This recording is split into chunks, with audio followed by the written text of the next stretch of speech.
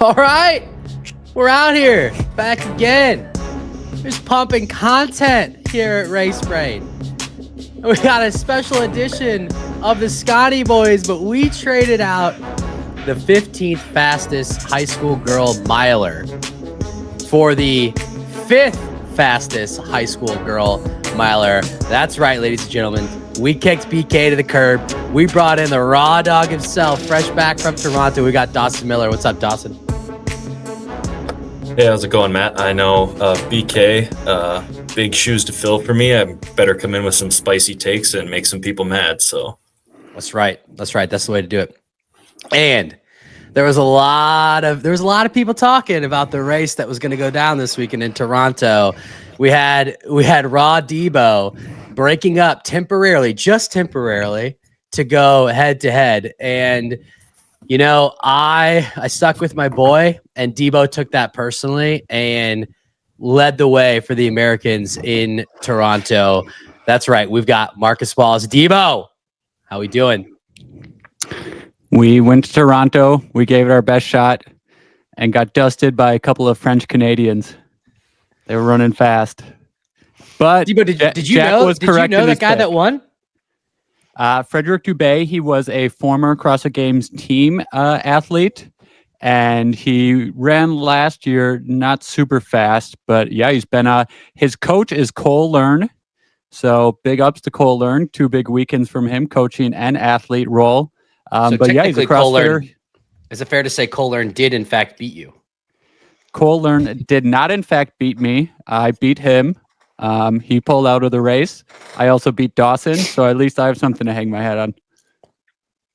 We'll get into that in a second. And then finally, the stats man himself. He doesn't care about your feelings, just cold, hard numbers. Jack Bauer. Jack, how we doing today? Here's a stat for you, Matt. I am 1-0 this year. I'm predicting who's going to win head-to-head, Marcus versus Dawson. Sorry, Dawson.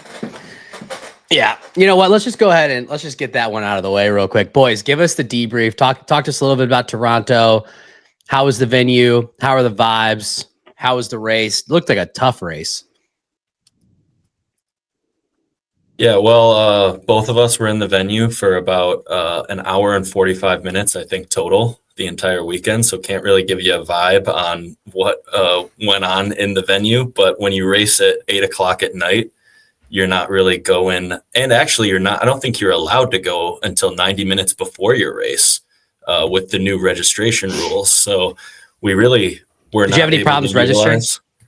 No, super quick, got in, totally fine. But they want you there 90 minutes before, and there's nobody racing after us. So we don't really get to use our spectator ticket much when we race these late night races.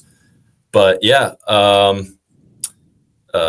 venue felt like it was blasting some AC when we walked in. It was open, so it had like a garage door kind of thing, but more than a garage door, to the ceiling door that opened from the hall to the main kind of lobby area. So seemed like some good airflow. That's also kind of where the wall balls were, outside of the main inner part of the venue.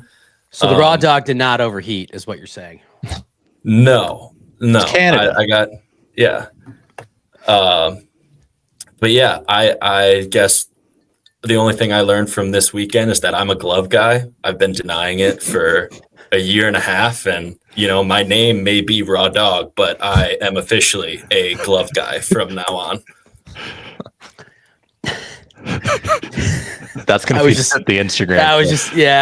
That's got to be the Instagram clip. I just was not accepting. If you're ever wondering if these are scripted or not, our reaction should tell you everything you need to know. I was not expecting that. So where do you feel like you're a glove guy, on the poles specifically? Yeah, I mean, last 2 races, new sleds, or sorry, not new sleds, new turf with the rope. I just have a little too much lubrication, so I need to go on the opposite of what you would think and get a little more grip and be able to pull and not completely destroy my entire my entire core trying to keep up with the likes of Debo on the pull. That's fair. I feel like I'm also a very sweaty individual, and when I went and chalked up in Boston, my hands were already so sweaty that it just was wet. Like I put a bunch of chalk on and I rubbed my hands together and it just wiped it all right off. And I was like, oh, that's cool. So I guess I won't be using chalk. Well, that's Dawson, unfortunate. Question for you on the sled pull. We saw in Hamburg at the major that each lane had its own chalk bucket. Is it just kind of that centralized? You have one or two when you're coming into the zone, or did each lane have a chalk bucket? There's like 3 for the whole straightaway. So Okay, the closest not one, like the major. if you come in the top 3, you're going to have to backtrack at least 10 lanes to get to the chalk bucket, which I had to do on the last length and didn't really help much at all. So yeah, just not set up like the majors, more for the mass participation. So it wasn't the fact that you absolutely walked the sled push like a dog. It was just that you couldn't get grip on the pull itself.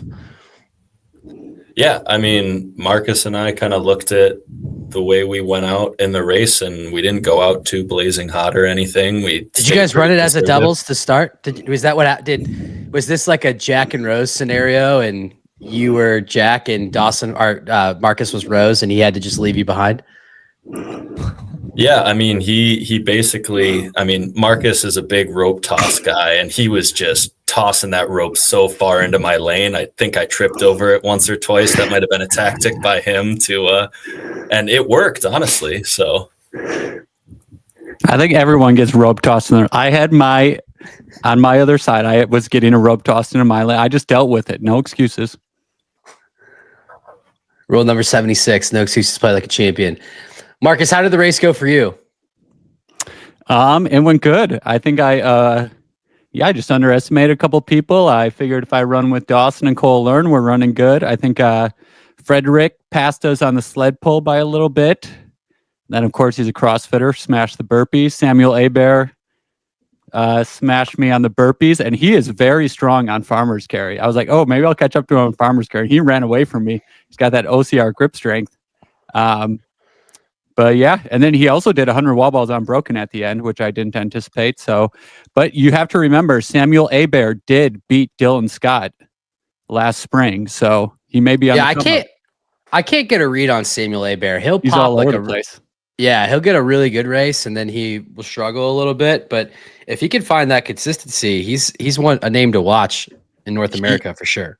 In OCR, he was probably, same as Jesse Bruce, the best Canadian not named Ryan Atkins for a long time.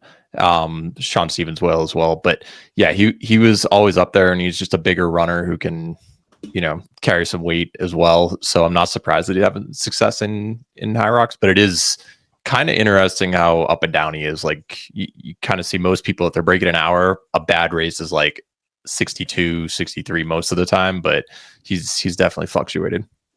Yeah. All right. Well, Debo, we know you'll be back. When are you all racing solos again? Both of you race in Chicago? We're doing Sunday. the double race weekend in Chicago. That's a lot of bicarb. Can the tummy handle that? I felt good during the race. I don't know. I think bicarb hits me after the race, and I don't feel good. I might be done with it. We'll see. Yeah, dose. I felt great when I took it on Friday in Boston. Saturday was a tough day. It was a tough day for your boy. So, my good buddy Phil Astles, when you're listening to this, he'll get a kick out of this. All right, let's get into Hamburg. We had our second elite race of the weekend, the men's and women's Elite 15 doubles. We are going to start with the women because that's how it happened in real time. Your top 5, Lauren Griffith and Lauren Weeks with a 54.39. That was what, 8 seconds, Jack, off the world record? Yeah, it was under 15. I know that. So 8 sounds about right. It was close. And then the Aussies in second, Jess Petra, Joanna Wettrick with a 55.10. The Brits, Gabriella Marati, we'll get into this in a second, and Zara Piergiani with a 57.07. fourth place, the Belgian Van den Lindenloof sisters, Margot and Charlotte, with the 57.09. And then in fifth place, Camila Massa and Seka Arning with a 57.09. Rounding out your top 10, Kate Hutchinson for Garner, Rachel O'Connor, Mary McGinley, Lisa O'Rourke, and Aoife O'Rourke, Jade Skillen, Kat Parnell, and Carolyn Lieb, Zaliha Pulls. Gentlemen, initial thoughts and reactions to the women's race. I love this race. I love the penalty box. I don't know when we're going to talk about the penalty box, but I love the drama at the end. I love the back and forth of doubles. I love how close everyone was. It was a great watch. I just rewatched it this morning to get ready for this. Yeah, so you can't talk about this race without talking about penalties, because it was absurd. I mean, it was similarly to how the so this race luckily was not decided, at least on the winning side, by penalties. Lauren Griffith and Lauren Weeks ran a perfectly clean race and beat the field by a fair margin. I mean, 31 seconds is what it came down to, but there no doubts about that. I mean, it was basically a 2-horse race, but that middle of the pack, I mean, we saw red cards everywhere. We had a team get disqualified. Melanie Maurer and Jennifer Nichols were disqualified for leaving early. There's some controversy around that. The majority of the penalties in this race came from two areas. One, stepping on the line in sled pull. That was a few in this race, but the predominant penalty was burpees.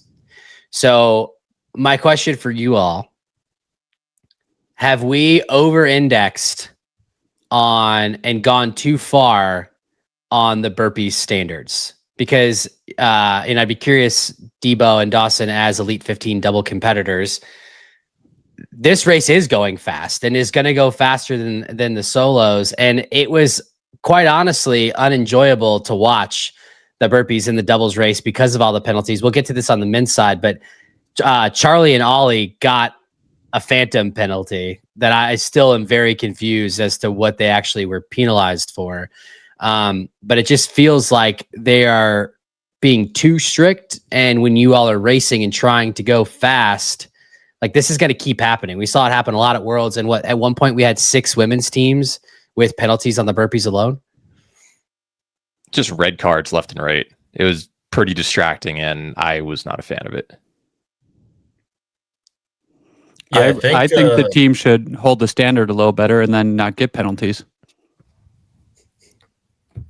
I think one of Charlie's penalties was for having his hands on the line on the turnaround, which is a, very, very light penalty, but it was almost a delay where they were on the second burpee by the time the card came out. So I think the card was initially for 2 burpees back, but they would have had to have been warned before that. So I'm not sure what the warning was, but I believe one of the penalties was for having hands on the line. Debo, I know that you're a rules guy, and I'm a rules guy too. Like, rules are rules, and the form and the standard is the standard. But I'm saying, I guess my question is, did this weekend prove that maybe they're being too tight on the burpees? I think in this women's race in particular, it was pretty hard to see. They didn't really have any video of any of these penalties that were given out. So by all we know, they might have actually been penalties. I agree from what they showed of Charlie and Ollie. Those did not look like penalties, anything that they did show on the screen. But it's hard for us to say without actually seeing what the judge was seeing. Debo is always going to be against me, no matter what it is. That's fair. The thing that I'm usually on the athlete side, but it's hard to say. For this particular movement out of all the stations, I don't understand why they can't just have you reach the end. You screwed up, set a defined distance, whether it's 2 meters, because no one's really going longer than 2 meters, even at their longest jump on this. It's like, hey, you had 3 missed reps. The taxing, or you know how taxing a single missed rep is on this, having to do a few more, I think would take away a little bit of the controversy, and it would just clean it up right away. So just go back to what they used to have? Yeah, I think that one particular zone, it was a very unwatchable portion of the race. And I agree with you in general. It's like, just do the form better, but it happened in the men's race, happened in the women's race. It was happening in the solo races, not just doubles. It's going to continue being a problem. And the watchability, I think, it would just be solved by that. You reach the end, you already have these clean 1 meter increments. Just turn around and say you have 3 left. If that's how many times that the penalty flag was pulled up, the judge, she'll just follow you up until the end. And as soon as you do your 3 proper reps or 4, you can continue being penalized on those makeups. Once you're done with that, then you can take off. One thing I do not like is there seems to be quite a bit of discrepancy between judges. I feel like there was at least one judge I saw that was really getting in people's face. There's some that put a foot down and that, like, what does this foot mean? There's some that are putting a hand places. I wish they were just more consistent with that and telling you what they actually want. It seems like a lot of times people get no reps and they don't even know what they're for. So it's hard to fix when you don't. Is it the stagger? Is it where my hands are? On that note, one thing that I thought was interesting, I saw there was one woman who in particular was putting her foot down where their feet were landing. But then I noticed that the athletes, then their hands were going out further than where her foot was. Now you get 30 centimeters, but how can you tell 30? You can't tell 30 centimeters when they're moving like that. I think my opinion on this is, and I might be on the minority, it is, I want to see an athletic movement and I want to see people go fast. I think as long as you're not taking staggered steps and or taking a step and or falling forward, as long as those 3 things aren't happening, I don't personally care. And I don't think we should either. I think that'll clean it up. Those are easier things to see in real time and to address. And I think, like, I want to see people go fast. I want to see people send it on this. And if it feels like we're spending a lot of time talking about this, well, it's because we are, because it actually had an impact on the race. Marcus mentioned that we saw the penalty box in action for the first time. And although Zara and Gabriella took 3rd place, they sat in the penalty box for a minute. They finished 57.07, but they were done at the 56 low mark. And then they just had to sit there and wait in what felt like an eternity to see if either the Vanden Lindenloofs or Camila or Seca were going to pass them. But then Camila and Seca had 30 seconds worth of penalties? I think they had 15. I think just 15. Okay, it was either 15 or 30, but at any rate, the way that 2 out of 3 teams going for that last spot were in the penalty box. The way that it actually finished was Gabriella and Zara finished 3rd, and then they finished 3rd because they had clawed back enough of the time. And we'll talk about how impressive that was in a second. But Camila and Seca actually finished ahead of the Vanden Lindenloofs, but they couldn't go. They had to wait. And so, Marcus, you already alluded to this. You were a fan of the penalty box. You liked it? I just like that the team that crosses the line first is going to get that 3rd spot. I don't like it when they cross the line, like at World Championships, and then there's a pause and there's multiple minutes before you even know who wins or who's going to get that last spot. So I just like that it's all figured out by the time they're crossing the line. But why does the penalty box for a zone 4 zones earlier have to be at the end? Why can't you just sit in the penalty box right after you leave burpee broad jumps, and then it's still the first team to cross the line, and you don't have that minute of they're not doing anything, let's hope that the other teams don't catch them on wall balls? I think the penalty should be applied. You think about it that next 3 to 4 minutes while the teams are running, you do that video review or whatever they were talking about, and then once they get to that next zone, you either before or after that zone, you wait there. But then you don't have to have this cumulative throughout the race. You have to wait and then let the other teams try to catch you on wall balls. I mean, I got HYROX has about. I was going to say I got about 8 points to go with what everybody said, so I'll just go and go from the top. So movement standards. The standard is the standard. Essentially, what it is right now is what you have to deal with, and you have no justification for trying to go faster currently with these penalties. So athletes, like you said, need to adapt to what the penalties are right now. And you can't make up 15 seconds worth of time in one event like the burpee broad jumps just by going faster. So I feel like everybody should be steadily going slower in this event, Matt, to your point, to meet the standard. If the standards aren't going to change, that's just the smart way to do it. Positions 3 through 7 in all of these races are going to be determined by these penalties. 1 through 3, those teams are good enough. They can get a few penalties and they'll still be at the top. But especially now, this was the first major. Now the qualifying spots will potentially be from 4 to 6 or from 3 to 5. These penalties are going to have are going to have a lot of effect on who's qualifying for the major. So I think teams just unfortunately need to slow down to meet this standard. Now, if you want to change these standards in the future, I don't think we can do it at all this year since we've already had this discussion. Since we've already had one major happen, you can't make any changes.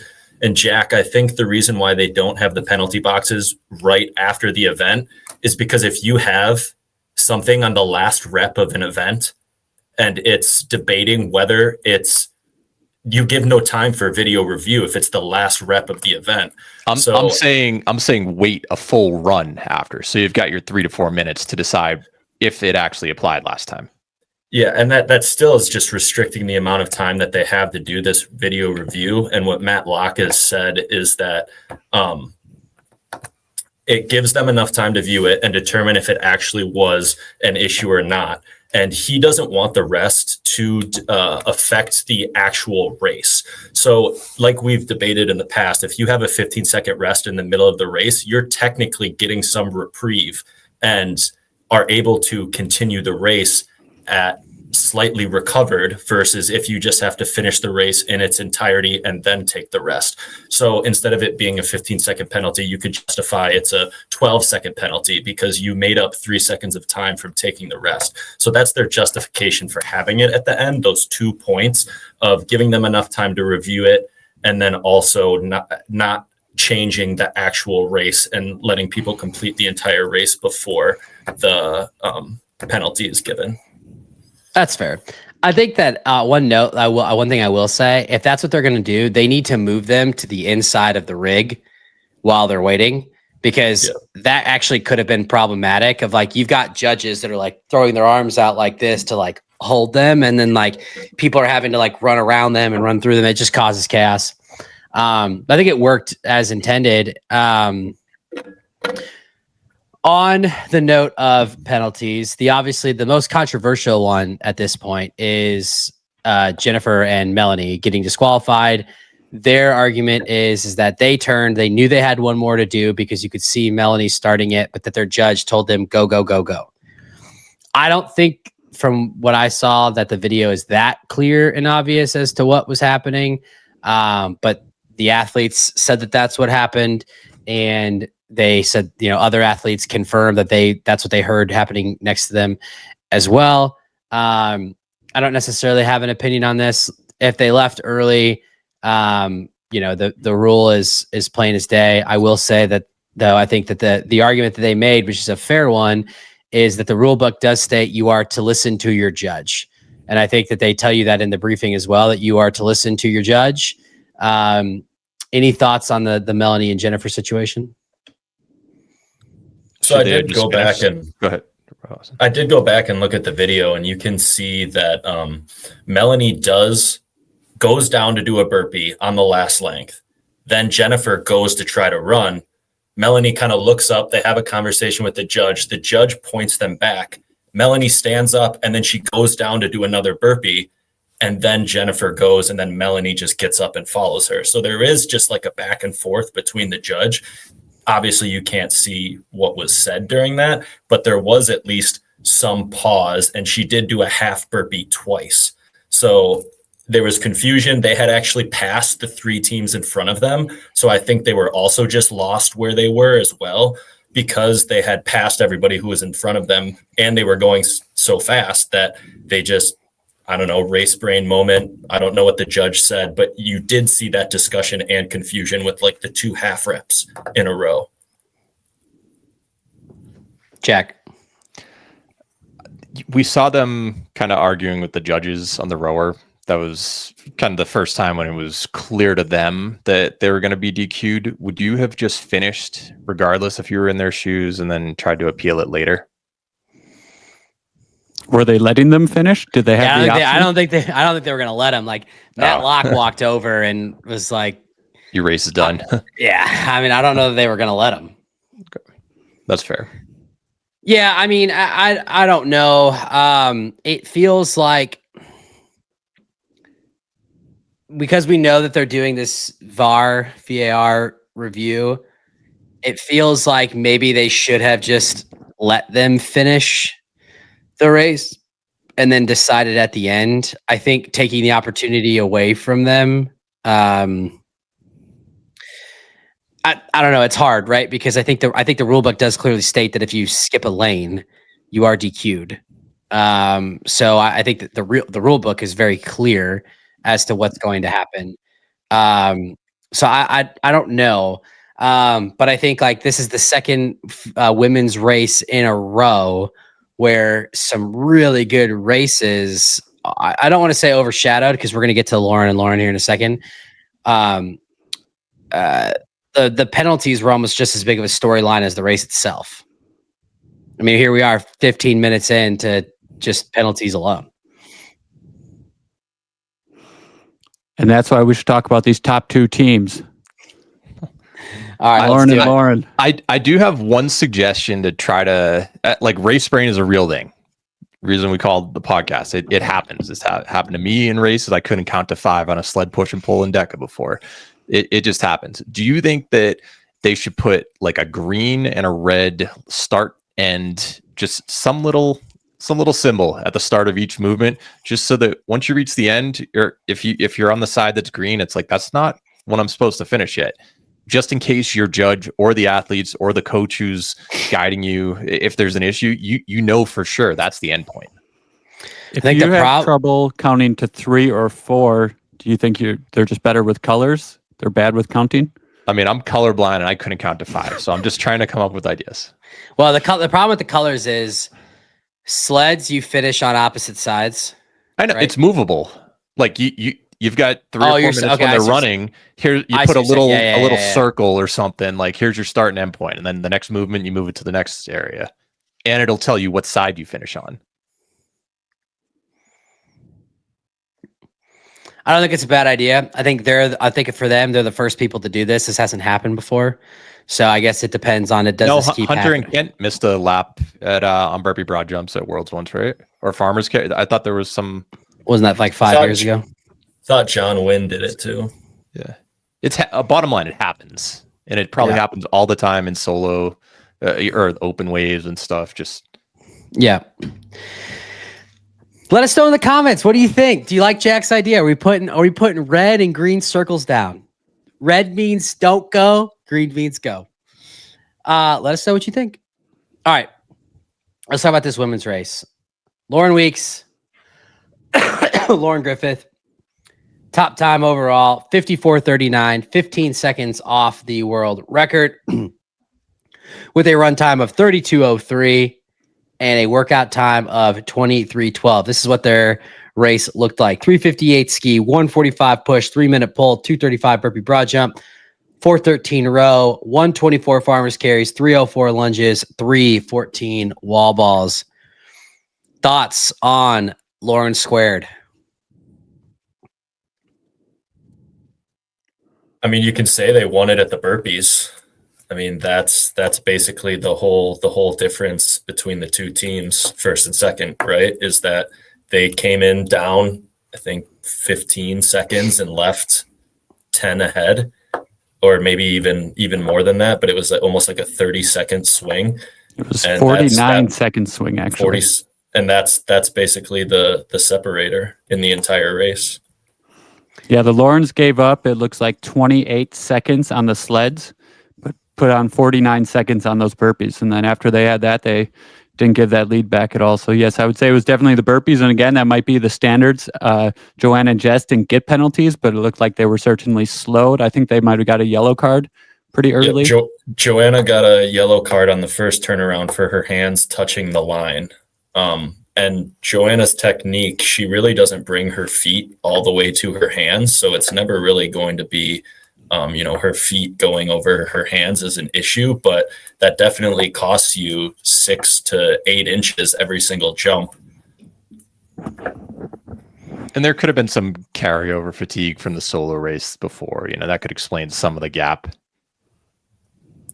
Yeah, I think they said Joanna's burpee time solo was only 20 seconds slower than their doubles burpee time. So, yeah, it could just been total fatigue from multiple races.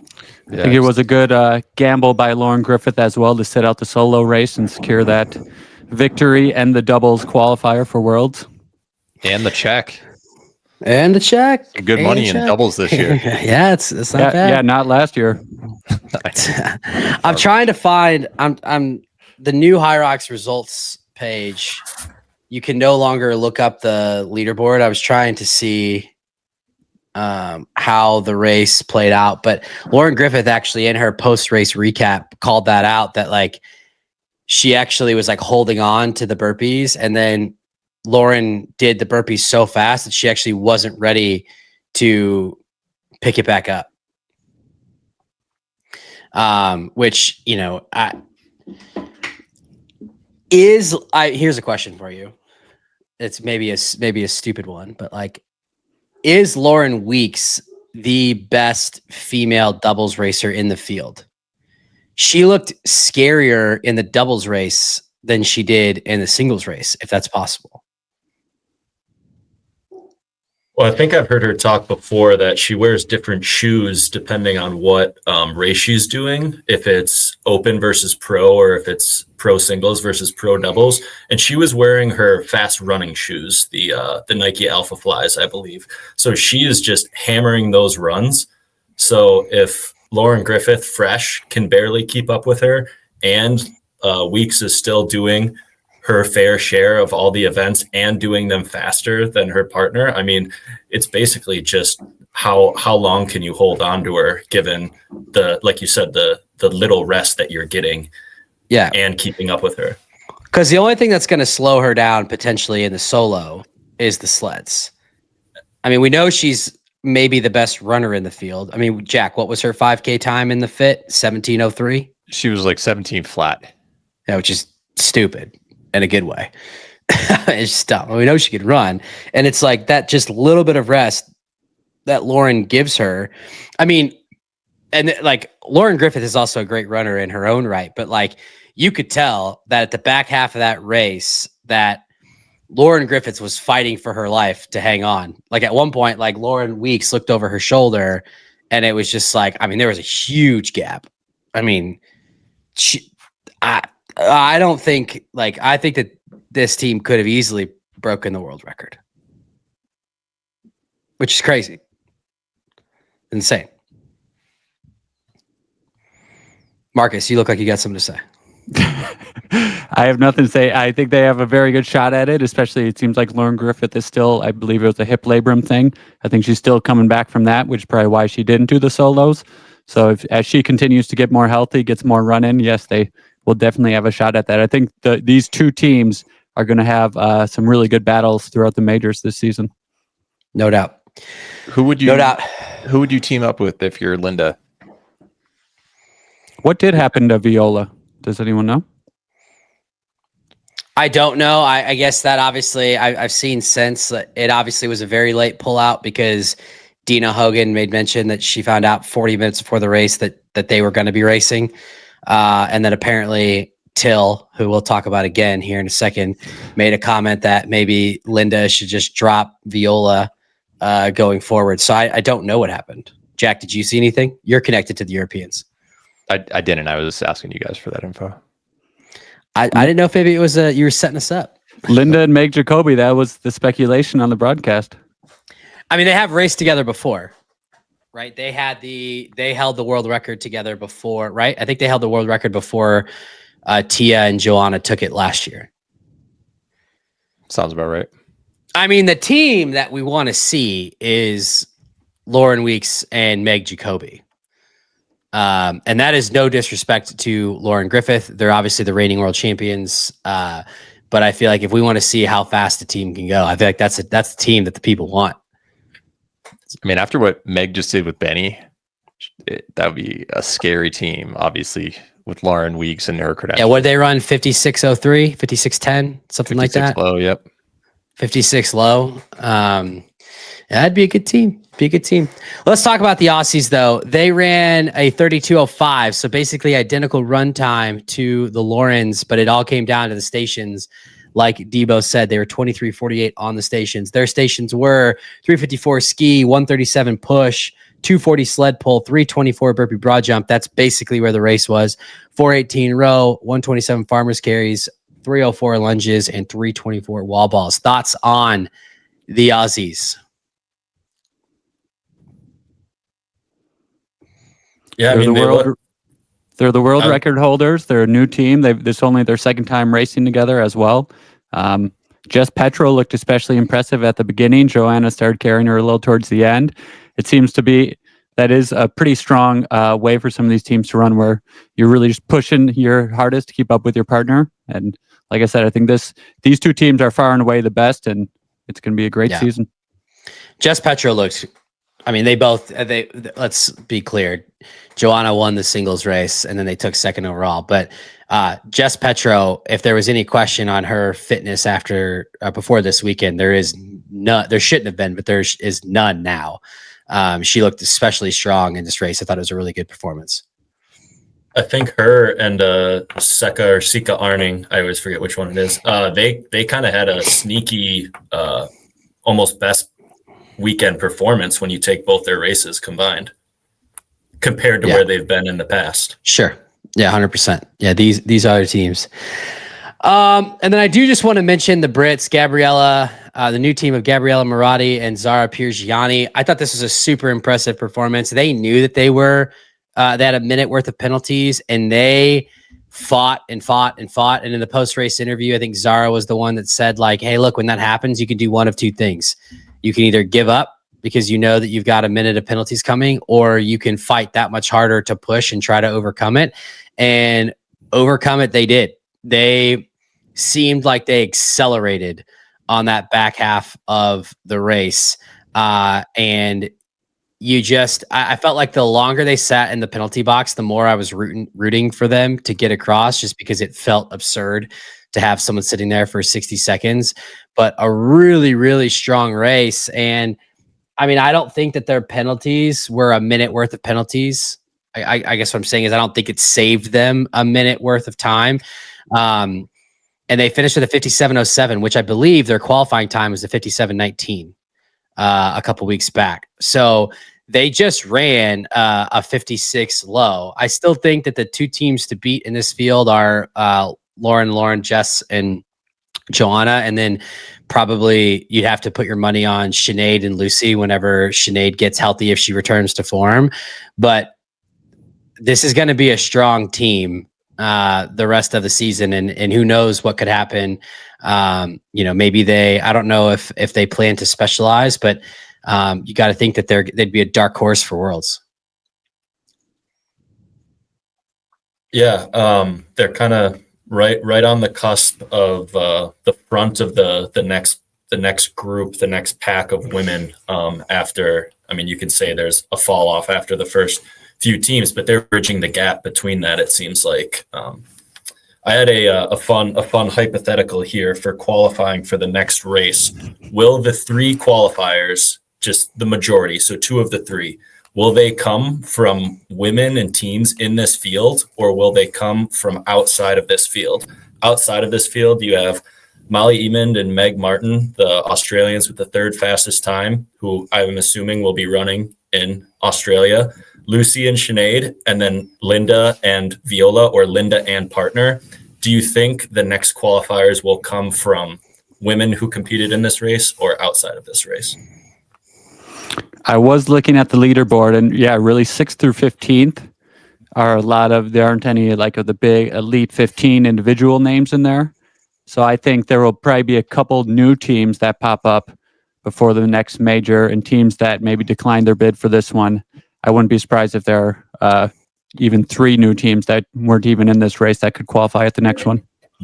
You're talking specifically Melbourne?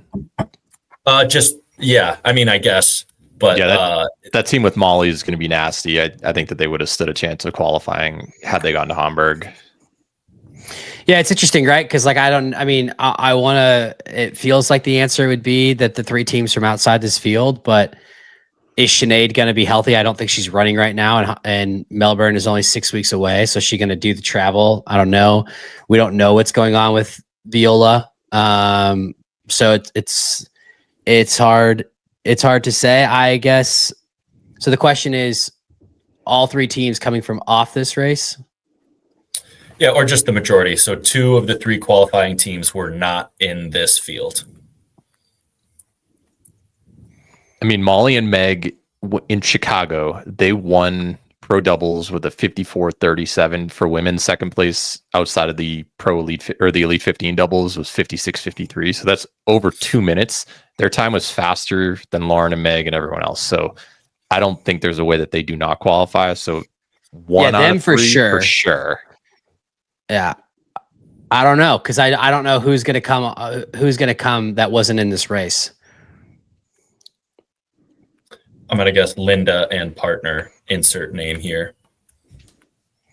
That'd be a safe bet. All right, I'll take it. I agree.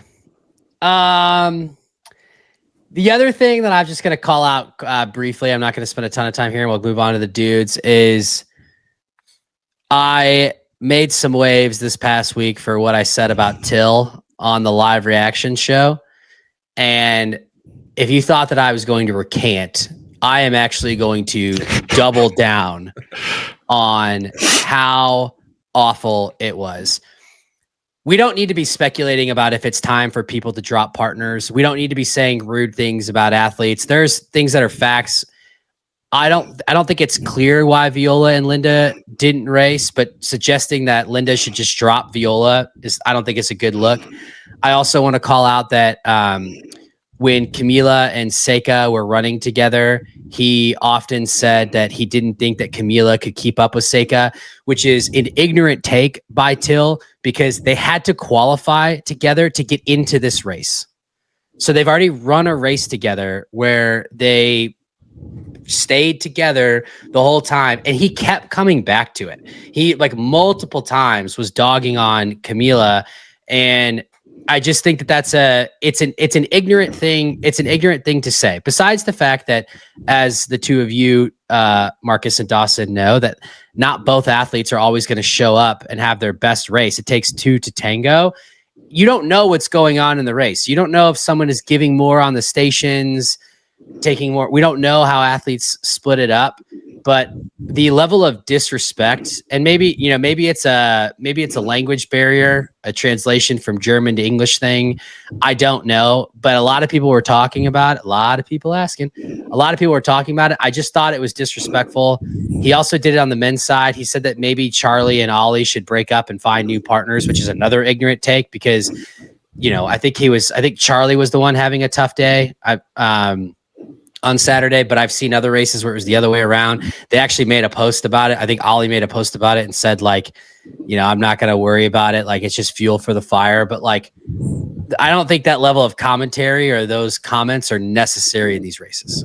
And the other one was at this rate, they're going to break 58 minutes. And then Greg's like, no, 54 minutes or something. Oh, yeah. He was like, the world record is on. They're going to go sub 58. And Greg was like, no, not even close. I think he's just trying to play like a character now. He's like the hot take guy. That's what they're trying to market him as. But his takes are not good. They're not even accurate. Like, he said multiple times within the last 5 minutes of the women's race that Camila and Seika were completely out of the race, remove them from all topics. And then they're 2 seconds off of qualifying. Like, I don't know if he just can't do math on the fly or what, but he said it multiple times, and they ended up. And then he's like praising how the race was so close. It's like, it was close the whole time. You were just ignoring it. Like, he also discarded Gabriella and Zara and said that basically a 1 minute penalty was insurmountable. And it was like, well, that doesn't make any sense because they've got a 40-second lead, and lunges and wall balls are coming. We don't know what's going to happen. And another team close to them already had a penalty also. So yeah, it was just like, HYROX is not going to listen to me, but like, it's unacceptable. Dogging your elite athletes in the middle of a race.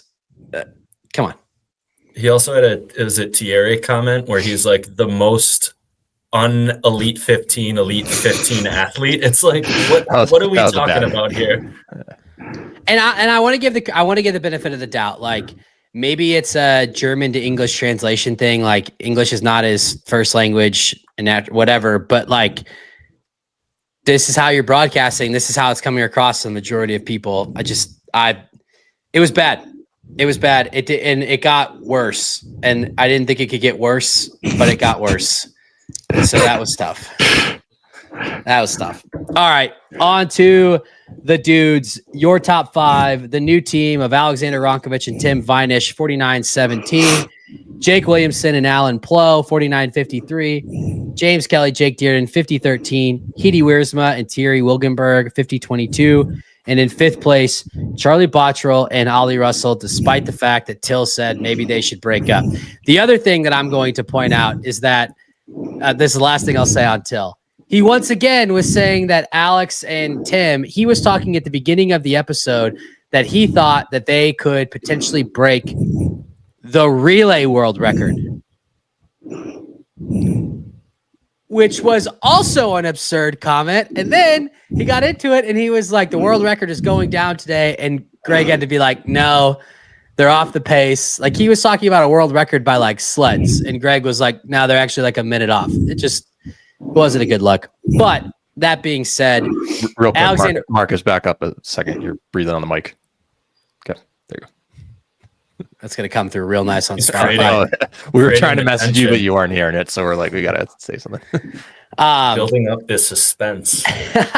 Alexander Roncevic, Tim Vinish were the story on the day. They basically led wire to wire with a 49-17, about 46 seconds off the world record, but it was their second race for both of them.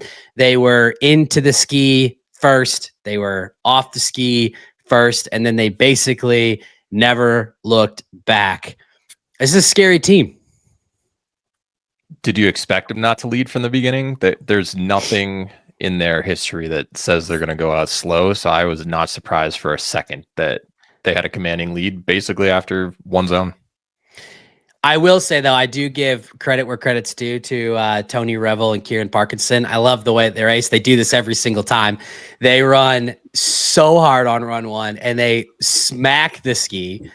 And you know what? I'm not anywhere close to being able to run a 52-18, so I'm not going to say if that's the right strategy or not. But I respect that those boys put themselves in the fight right from the beginning every single time. Every time. As I said, it's a TV attack. They just want a little screen time. I do respect it. I mean, I'm sure their fans at home enjoyed seeing them, but if you're trying to do well in the race, I don't think it's the best idea. I mean, I don't think anybody, going back to Alex and Tim, I don't think that anyone expected them to do poorly, Jack. I think the question is oh, not poorly. I meant be in the lead from the start, because that's what they do in the solo race. So you put the two of them together. Of course, they're going to do that as a double. Right. They're gonna go for it. I guess my question is like, where?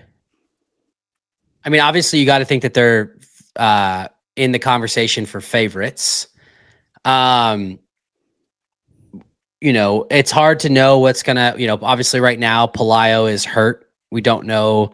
I don't know what the status of that is. You know, I believe it's a calf injury. Do we think that is it fair to say that this team is the favorites? I mean, there's a new team. If you look at the results, there's a newcomer, Dylan Scott. He ran a really fast time with Rich. I think they've got a shot. But Dylan said in his post race they're very non-committal on if they're going to race together again. They said maybe we will, maybe we won't. Maybe Dylan's going to have to find another partner. We don't know. So we do know for sure that Alex and Tim are a team and they do want to win. So you don't think that they're the favorites, Shaq? I think it would depend on if Dylan and Rich do decide to race. That would require them to both be at a major. I think that Rich's schedule is a little unpredictable this year, so I don't want to say for certain if that's going to happen, but throw them in the mix. I think those are the two clear favorites in the field, assuming Pelayo doesn't come back to full health soon. I'm going to say wait till after Phoenix. That's when we'll know if it's Pelayo or Dylan. But I think, hot take, that Pelayo and Rich would be the favorite, but Rich and Dylan would not be the favorite. Ooh, say more. I just think that Dylan has some cycle rate issues that the other teams do not on certain stations. And in the doubles, when you're that close together, that can be the difference. All right, I'm going to make you expand on that because you can say that he has cycle rate issues, but they were what, 17 seconds off the world record? Yeah, so I mean, different race, but you saw it perfectly with Hide and Thierry. They're in second place the entire race, and cycle rate issues at wall balls, along with no reps, cost them 3 spots. So if you come down to the end of the race and Rich can't do all 100 wall balls, that cycle rate is going to be different with Dylan, which will slow down the team. Now, comparatively to Pelayo, I don't know what they are 1 for 1, but I feel like that is a disadvantage at the end of the race. Dawson, I think that's super interesting. You pointed that out because I went on a run with VJ Jones right after the race, and he's only done one HYROX, I believe. And he was like, that race was amazing. I think Dylan would have won if he had a faster cycle rate on his wall balls. He's like, he stands too close or too narrow. Obviously, VJ is not trying to give the guy advice, but he's a pretty qualified athlete in his own right. But he's like, I think if he stands a little bit wider, that'll help with his cycle rate. So you're the second person that I've heard say that. Well, I mean, it's the way that Debo and I beat him in Houston. When Ronk was next to Dylan at the end of lunges, you essentially knew the race was over in the solo, and Dylan knows it. It's Ronk knows it. Like it's just a known thing. He can do almost 100 unbroken very quickly, but when you have a partner and it's a doubles race and the intensity is that much higher, I just don't think his cycle rate increases as much as others or is as fast as others. It's almost like maybe he needs a new technique for the doubles race versus his solo race. I think his wall balls have been improving. I used to always think his squat was really bad. Now it's just not that good. So I think he could improve on that a little bit. Also, I mean, if you're with Rich, you guys love giving Dylan bulletin board material. We're gonna have Raw Devo's faces plastered in front of his fucking bike. If Richie Raccoon though can get to the wall balls, maybe you just have Dylan knock out a set of 20 or 25. You give Rich about 45 seconds of rest. He could probably hammer the rest of them, take it all the way to 100. So I don't think it might not be as big of an issue as we think it is. Yeah, it'll be interesting to see. I would love to. I think. I definitely think it'll be interesting to see what happens. I would say. I think it's probably fair to say that Rich is the best doubles racer in the men's field. I mean, it's hard to argue. He's got some of the fastest times of all time. He's got the world record. He also just basically did it again with a different partner. And so I'd love to see, I definitely want to see Rich in this world championship race with someone, whether it's Rich Leo. And on that note, Pelayo is a listener of the show. Pelayo, we wish you nothing but the best and a quick and speedy recovery. And we hope that you get back out on the course soon. If Pelayo runs out of time to be able to, because Pelayo is going to have to get times to get back into the solo race too. So if Pelayo just runs out of time to be able to focus on both, Richie Raccoon, the Richoon, the Raccoon. You know, I want to see it. I want to see it. But this race was, I mean, it was never really in doubt. I mean, at any point, these boys were on fire the entire time. We talked about this in the solo race. Like, they looked scary. Like Ronc looks scary running now. Their total run time was 29:19, which is very solid. But this race also had some shakeups due to penalties and other nonsense, so to speak. The big one would be that the Spaniards, the defending runner-ups, Roberto Viciedo Jimeno and Luis Garcia Rubio, what did they have, a minute worth of penalties? Just from the burpees alone, that was the most shocking part of the race for me when that popped up. I didn't know that was possible.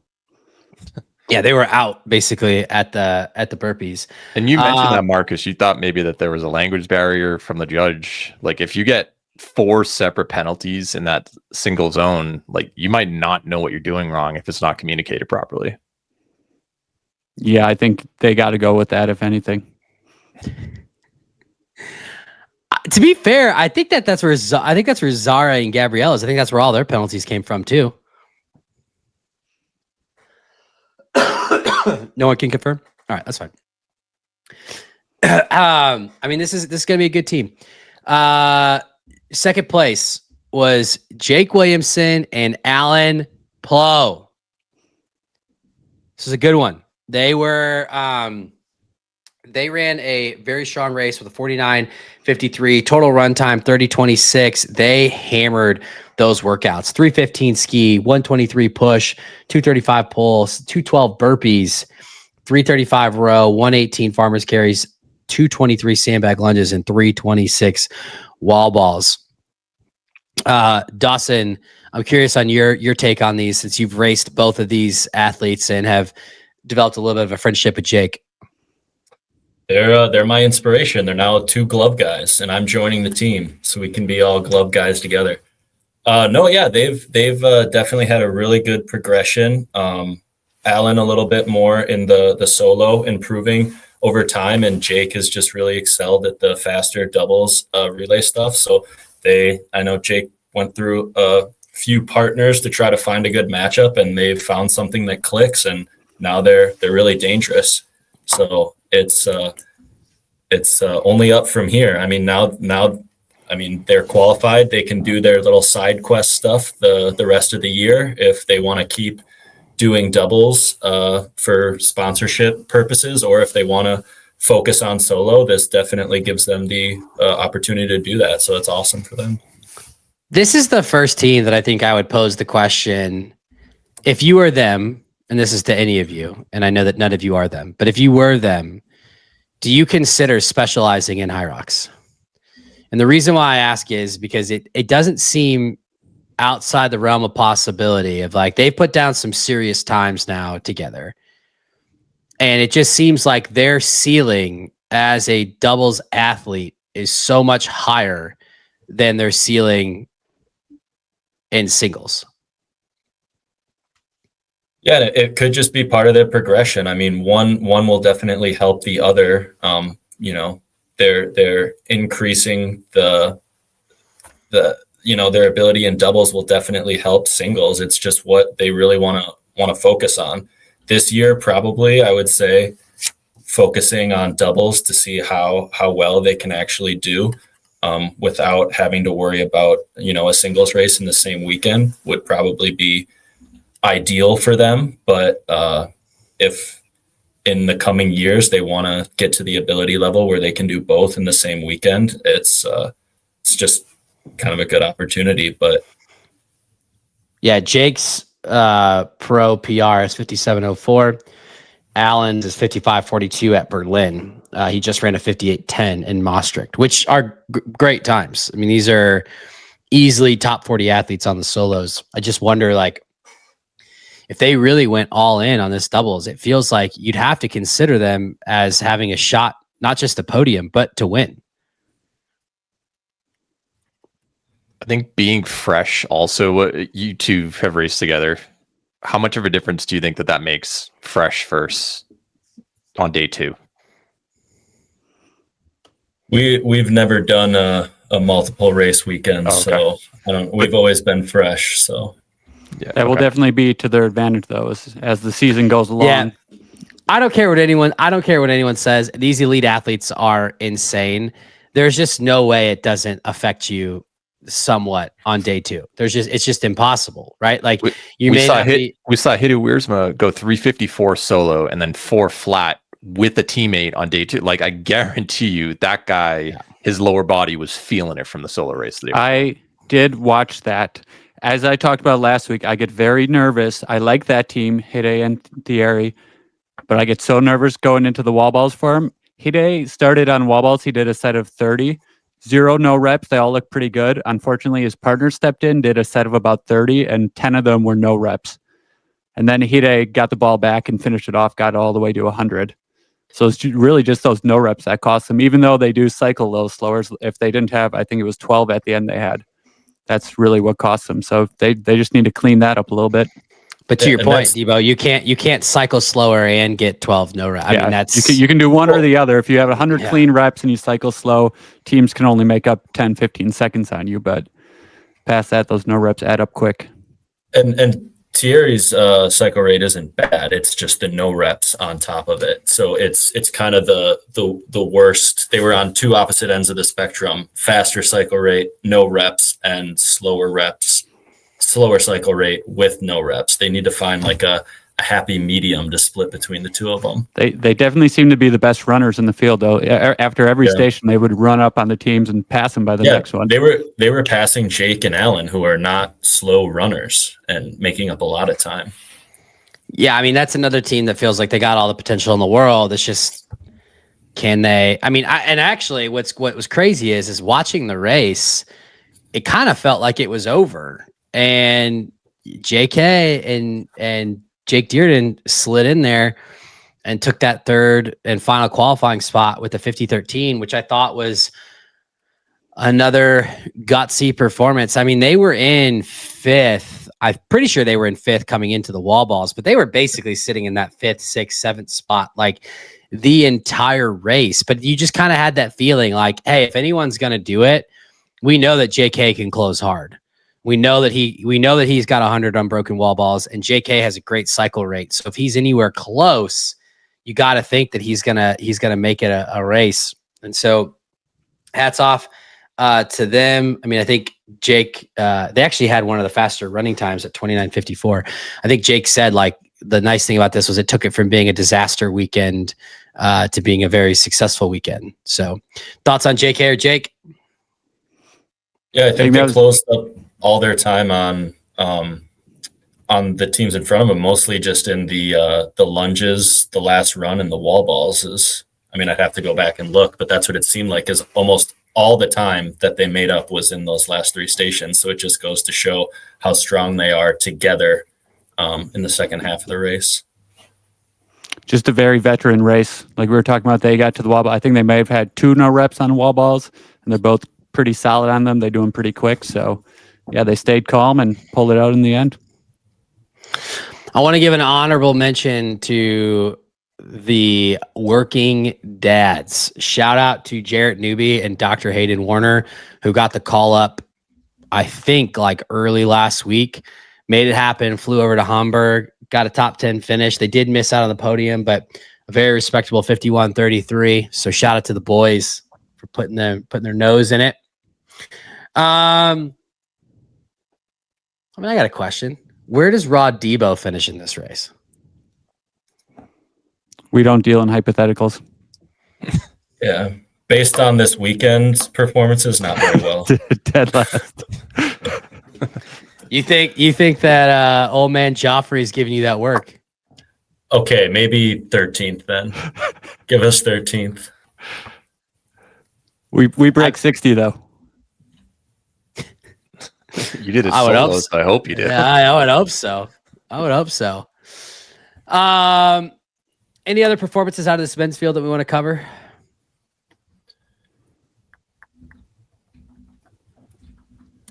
I was just shocked the Spaniards way back 13th place. Obviously, the penalties hurt them, but even without those penalties, they would have been sort of middle of the pack. I hope to see them back after they had such a strong performance at Worlds. Yeah. I think Charlie Bottrell and Ollie Russell are going to be a problem. They are good racers. I think it was Charlie that was struggling a little bit. It was Ollie. Charlie looked very good throughout. And they are another team, sure, like we were talking about, who seems like they went really all in on this doubles race. I was really rooting for them. I would be surprised if they go to Melbourne if they don't lock up a spot there. Yeah, they've been putting their nose in it. They've got a lot of experience now in these races. I think that's a safe bet for a team that's going to get their spot. All right. Anything else from the weekend from these doubles races? Anything we missed? Dawson, Debo, you got any talking points we should discuss? Well, I was just going to do another hypothetical. I mean, we already kind of talked about it. The qualifying for the women's race in Melbourne. Do you think it's 2 of 3 teams outside of this field qualify in Melbourne? I mean, you have, obviously we said Rich and partner, they probably won't race. And then Bo and Eugenio were also out of this race because of an injury, which puts them up there. But we know Bo will be there because it's as close to a home race as he's going to get. Yep. Tom Rogers will team up if he's healthy. Yeah, they're kind of further down on the list, but if I'd assume it made it down that far, being in Australia. But I mean, the question you have to ask yourself is like, how far do we think that these roll downs are going to go? I mean, we thought that in Hong Kong they were going to go down pretty far, but like, if you get one of these elite, if you get a chance to race in the elites, I feel like you got to take it.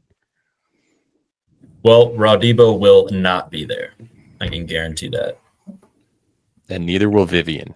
Debo not have enough credit card points. It takes time. Time is money.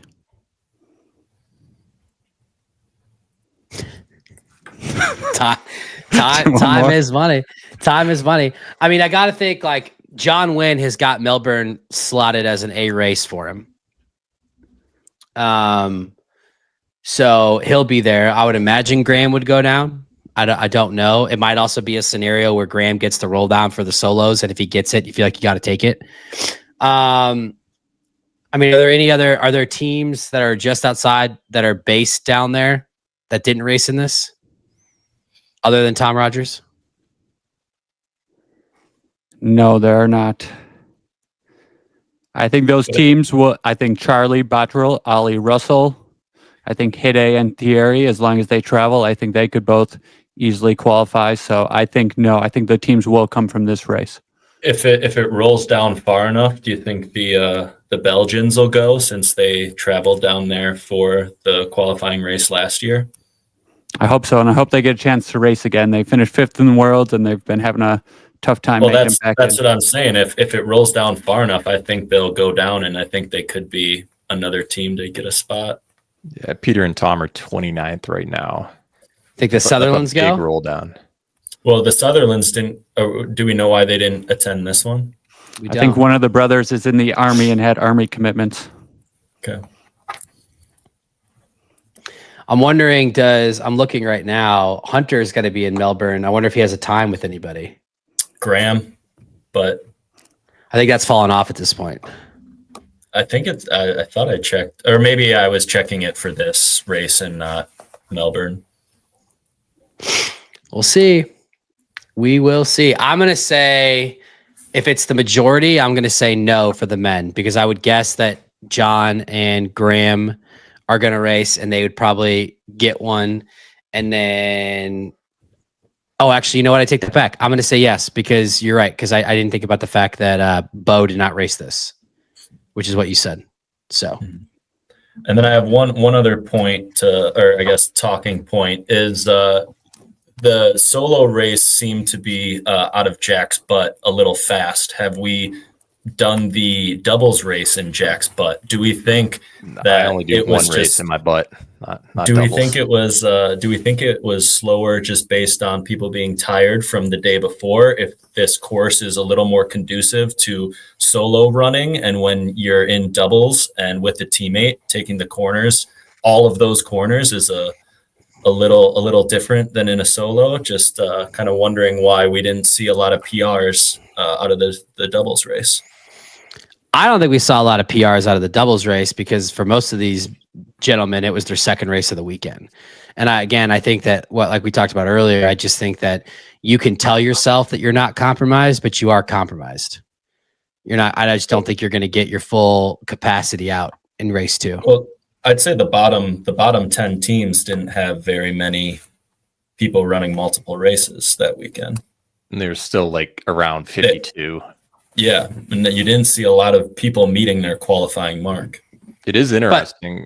Maybe there are more bodies on the course, and doubles tend to be pretty tightly packed. Everyone gets in and out around the same time, especially early part of the race. So might just and some of these qualifiers could have been from turf courses or anything like that. But yeah, just didn't see a lot of PRs. It does seem though that those finishing times are about where the bottom 5 teams finish. And so the question is it because the course was slower, or is it because people just blow up, like they're naturally going to blow up trying to hang on in such an intense race? I don't know. Let us know in the comments. Well, go for it. I was going to say, Debo and I aren't complaining. We were getting a little worried after those. We were very nervous. Why? You're not going to Melbourne anyway, so you're going to have to get it done. Well, hopefully, we'll be running in Phoenix, which is not a grid course. So if this grid tended to be fast, we thought we lost out on an opportunity to improve our time. We are currently in 15th, so we're hanging tight. You don't think they're going to set up the grid for Phoenix? They won't. They've already announced it. Really? Well, it's going to be a stadium race versus the course. They have. But I thought Phoenix was one of the races where they were going to do the separate race for the elites. No, the first 2 are the separate venue, and then the last 2 are the stadiums. So it may be a separate course, but it will not be in a separate hall. It won't be its own separate thing like in these races. Time will tell. Time will tell. Raw Debo, though, they're coming. They are coming. The comeback. All right, boys. Anything else? I think we did it. That's it. Right. Are you going to have a Milwaukee send-off? You're going to get Bracken on and the other No, they're talking about jumping me out. I'm not. Are you kidding me? I'm trying to avoid Debo. Matt's recruited me to move gym equipment into a U-Haul, and one may not make it into the truck, is all I'm going to say. Stealing that. Debo's about to text him on the side, get the win and wear. Debo doesn't need my stuff. He's got a whole gym. He's fine. I see you on Strava. I know where you live. My wife has seen you running before in the neighborhood. That's creepy. Stop. That little troll guy from Race Brain was running. Did your wife actually call me the little troll guy? No. Oh. I think Marcus is an honest guy. She probably didn't. That's tough. All right, we did it. Like and subscribe. Let us know what we got right. Let us know what we got wrong. We'll see ya.